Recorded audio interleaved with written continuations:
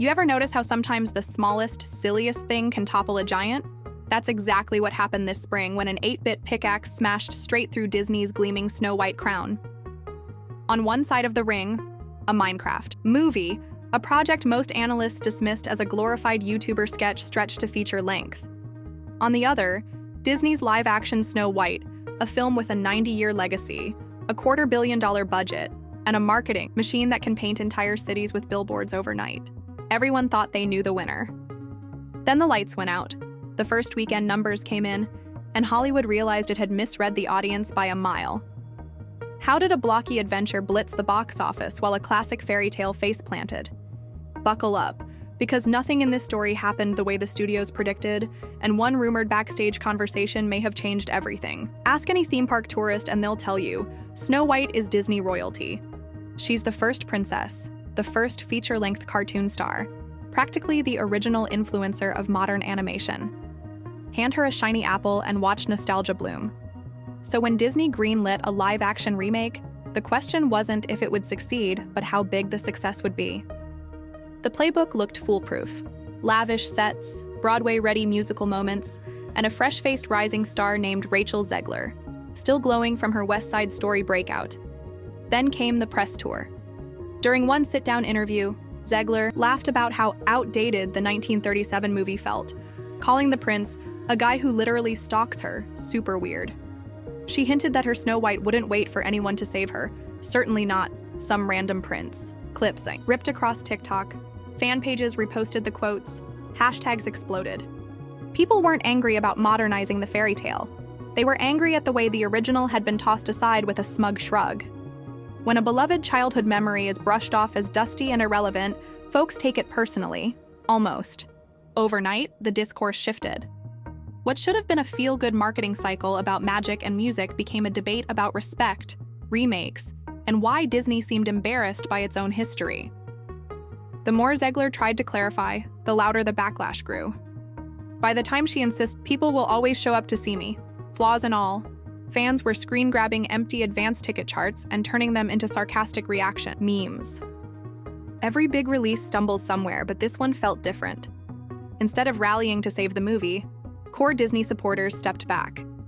A remake that should have ridden nostalgia straight to $1 billion felt like it was lecturing its audience before they even stepped in the theater. While Snow White's marketing slideshows were busy rewriting the princess's moral resume, another film was quietly finishing post-production in a warehouse packed with motion capture rigs and cardboard creeper heads. A Minecraft movie had no sweeping legacy to defend, no ancient IP weight on its shoulders, just a goofy promise. Give us 90 minutes and we'll give you pure, ridiculous fun. Skeptics rolled their eyes. How do you wring a plot out? Of punching trees and petting pixel pigs, enter Jack Black. The man is sunlight distilled into pure hyperactivity. He treated the entire film like a stadium tour. One day he was shredding an acoustic parody called Creeper Kablooey. The next, he was running around Times Square dressed as Blockhead Steve, handing out foam pickaxes. Parents smiled, kids squealed, teenagers memed every appearance. Jack's enthusiasm was a signal. We know this is silly. That's the point. Come party. Opening weekend hit like TNT in a redstone factory. Critics braced for a flop. Instead, Minecraft posted the biggest video game adaptation launch in history. Theaters overflowed with kids in cardboard boxes painted grass green, teens in full suits channeling the gentle mining TikTok trend, and plenty of adults who just wanted to laugh for a while. Reviewers called it joy in bucket form. Jack Black's tutorial NPC vibe, equal parts chaos and sincere love, made even the cheesiest one-liners land like rock concert sing-alongs. Somewhere during the parallel press tours, paths crossed. According to several viral fan channels, Jack Black and Rachel Zegler found themselves in the same green room corridor. No cameras, no publicists, just actors waiting for their next panel. The story goes that Jack, ever the extrovert, asked a simple question. Do you think calling critics trolls is helping? Not a shout, not an insult, just a gentle nudge from a veteran performer who's seen fandoms turn on a dime. Whether the exchange happened exactly like that or at all hardly matters now. The internet swallowed the rumor whole and served it back with extra spice. One version claims Zegler snapped, storming off in tears. Another says she simply fell, silent. What stuck was the symbolism. Mr. Positivity holding a mirror to Ms. Perceived Arrogance. Fans latched on because it mirrored what they already felt, a stark contrast between someone who embraced the audience and someone who seemed to scold them. Within 48 hours of the rumor spreading, Zegler's social feeds went radio quiet. Snow White's promotional clips slowed to a trickle. Meanwhile, Jack Black posted a selfie in a Steve helmet captioned, "First we mine, then we craft, then we thrive." The counter spun like a slot machine. If the backstage encounter was the spark, memes were the wildfire. TikTok stitched Zegler's outdated cartoon quote next to Jack roaring, "Let's build a castle, baby."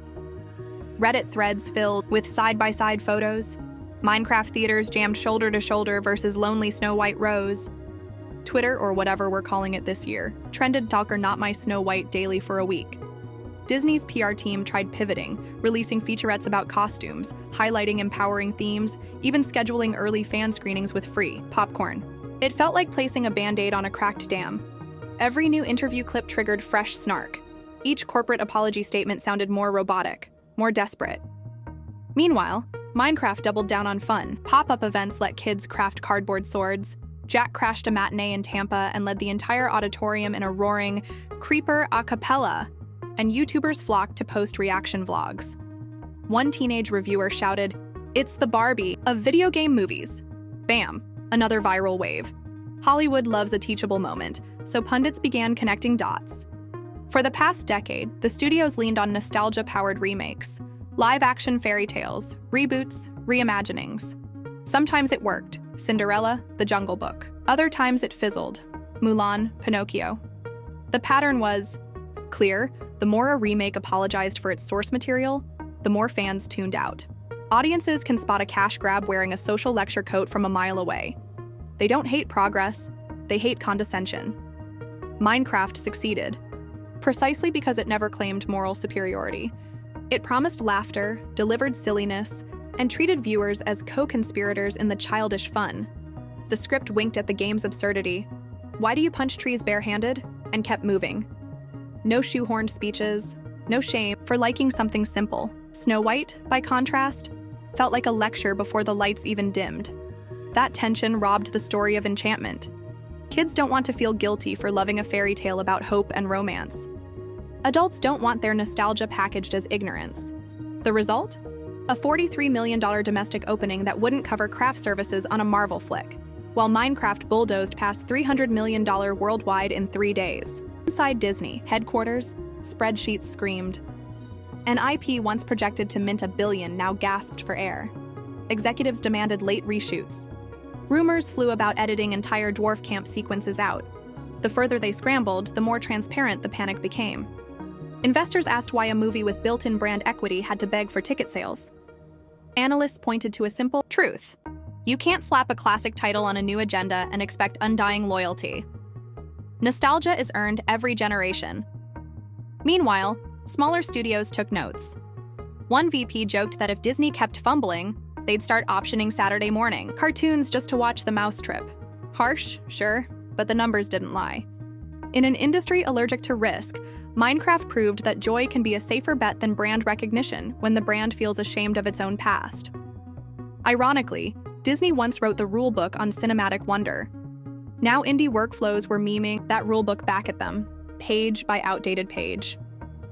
Where does that leave the two leads of this saga? Rachel Zegler is undeniably talented. Her voice can shatter glass in the good way, and her West Side Story performance earned awards chatter. But Hollywood isn't just about talent, it's about rapport with the ticket buyers.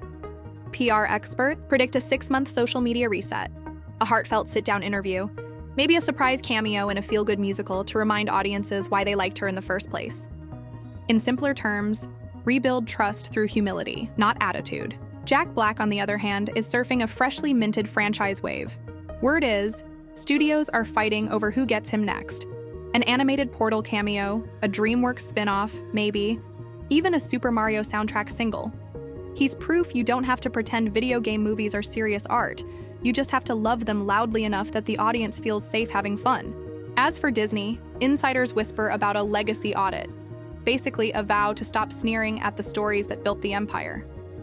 Whether that's genuine self-reflection or just damage control, time will tell. Zoom out and the pattern becomes stark. Audiences aren't rejecting modern ideas. They're rejecting sermons disguised as escapism. They crave sincerity over spectacle, delight over dogma. They'll cheer a feminist hero, a diverse cast, a bold twist, if those elements grow organically from the heart of the tale. But strip out the heart, paste in buzzwords, and viewers feel the glue before the lights dim. Minecraft never pretended to solve society's ills. It said, "Want to laugh at a chicken jockey and a TNT cannon?" Apparently, millions did. Snow White tried telling people why their childhood favorite was broken and learned the hard way that nostalgia is a two-way street. Hollywood's lesson? Respect the magic. When you tinker with a legend, do it with love. When you adapt that game about punching logs, lean into the absurdity with a grin. The audience is smart. They know when they're welcome. Disney still has a mountain of IP. Frozen 3 will probably print money. Moana 2 looks like a global sing-along waiting to happen. But Snow White's stumble forces a reckoning. If the studio can't guarantee a win with the princess who started it all, what does that say about the strategy of live-action remakes? Wall Street analysts predict leaner budgets, sharper test screenings, and maybe, a temporary break from gritty reimagining mania. Meanwhile, Minecraft is already teasing a sequel. Jack Black posted a selfie holding an emerald block with the caption, "Round 2?" Merchandise flew off shelves before the marketing team even finished breakfast. Somewhere, a spreadsheet lit up with dollar signs spelled in creeper green, but the biggest change may be intangible. Kids leaving theaters couldn't stop talking about how happy the movie made them. Parents left smiling because their kids were smiling. Teen critics posted rave TikToks because they felt like the creators actually liked the audience. That's movie magic, and it's free if studios remember it exists. So we end where we began, a cracked mirror and an 8-bit crown. Jack Black's chaotic grin demolished every gloomy forecast. Rachel Zegler's confident smirk became a cautionary meme. One movie celebrated creativity, the other scolded nostalgia. One listened, the other lectured, and audiences voted with their wallets, their laughs, and their meme templates. Now it's your turn to weigh in. Was Rachel Zegler unfairly dogpiled, or did her own words swing the hammer? Should Disney hit pause on fairy tale remakes until they rediscover that original spark of wonder? Which game or childhood favorite deserves the big screen treatment next? And how would you keep it sincere? Drop your answers in the comments. I'll be mining for the best takes, pun 100% intended, and covering Disney's next quarterly earnings call to see if the message finally hit home. Until then, remember, sometimes a cardboard pickaxe has more power than a glass slipper. Especially when the pickaxe comes with Jack Black's laughter and the slipper comes wrapped in corporate apologies, like, and ring that bell. If you want more deep dives into the wild world of movies that move us or miss us entirely. And hey, if you made it this far, comment blocky magic, so I know you're one of the real ones. See you in the next upload.